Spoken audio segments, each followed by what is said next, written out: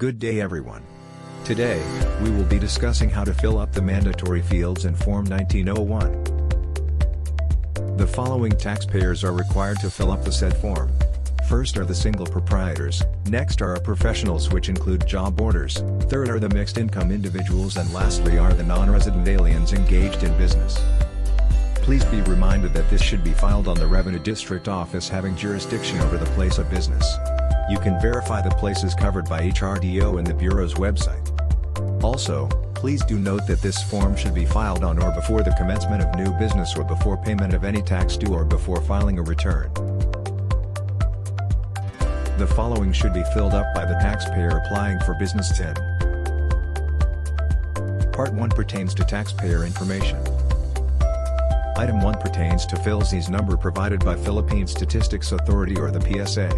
If not yet applicable as of date of filing, put NA. Moving on, put an X mark on Item 2 to indicate the business office being registered. Item 3 is the date of filing. It is being supplied by the BIR personnel corresponding to the actual date of submission and processing of the taxpayer's documents. Next is the tax identification number. Please input the existing TIN of the taxpayer. Reminder that only one TIN should be issued to the taxpayer for all his transactions with the Bureau. Item 5 is the RDO code, which means the RDO number having jurisdiction over the place of business. As an example, San Pedro, Biñan, Santa Rosa and Cabuyao are covered by RDO 57. The taxpayer type corresponds to taxpayer's citizenship and nature of business being applied. Example is a taxpayer born and raised in the Philippines is considered a resident citizen. Items 7 to 15 are the basic information of the taxpayer applying Business 10. These are the personal identification of the applicant. Items 16 and 17 pertains to the taxpayer's address. It is to be noted that local residence may differ from the company address when the applicant has a separate business office. Nonetheless, for professionals, such as agents and including job orders, local address is same as the business address. Again, the purpose of this form is for securing Business 10. Next items are the details of the government ID to be presented, and following such are the contact details of the taxpayer. Please make sure that the contact information is active, since these are to be used in filing of your returns and receiving of BIR notices. For items not available, put NA. Item 23 is the 8% income tax rate option. Those businesses whose expected sales for the year do not exceed 3 million can avail of this tax regime. Now we move to part 2 of the form, which is about the spouse information. Apparently, details to be supplemented should be based on the taxpayer's civil status. Note that if the taxpayer is married and is also employed, please do provide the spouse's TIN and the employer's information. Part 3 is the authorized representative information. Required authorization from an individual taxpayer should be made through execution of a special power of attorney. Relationship start date with the authorized representative is the notarized date of the SPA. In addition, please also include the representative's TIN and contact details. We are now at the most important section of the form, the business information. Details on Part 4 should be obtained from the Department of Trade and Industry or DTI certification. Primary industry is your head office and secondary is for the branch. You may provide additional sheets for multiple branches. Trade name is how the business is known to the public. This is somehow the business nickname. Next we have the regulatory body. It is the government agency responsible for supervising the company.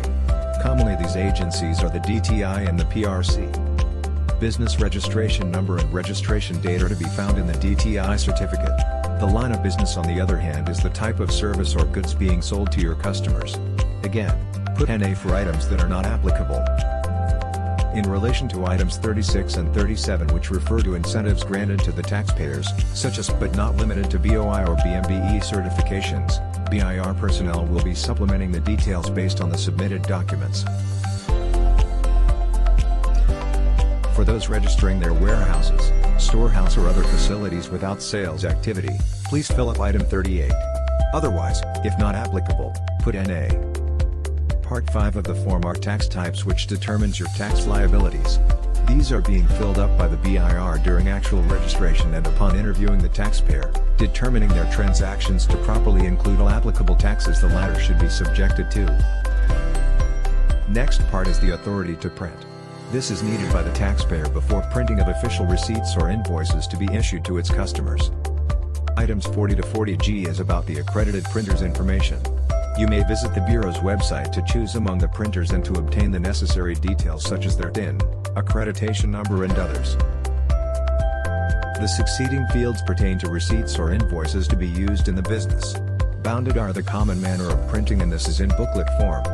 Bear in mind that official receipts are to be used by those engaged in sale of service, such as professionals or agents, while sales invoices for those selling goods like hardware and grocery stores. Next, items pertain to type of receipts, whether the taxpayer's registration is VAT or non-VAT, then the number of booklets to be printed. In addition, set per booklet is also identified, commonly 50 sets per booklet. Then, we have the copies per set, it's either in duplicate or triplicate. Lastly, the series of invoices which should tally with the number of booklets to be printed. Part 7 and 8 are for those employees with 2 or more employers within a calendar year. And the two types of multiple employments are the successive employment and concurrent employment. The first one means that the employee has a previous employer within the year, and the other type implies that the employee has 2 or more employers at the same time within the year. Item 41 and 42 pertains to employer's information. If the taxpayer is an employee, with previous or concurrent employer within the year, input the employer's name and TIN. If not applicable, put NA.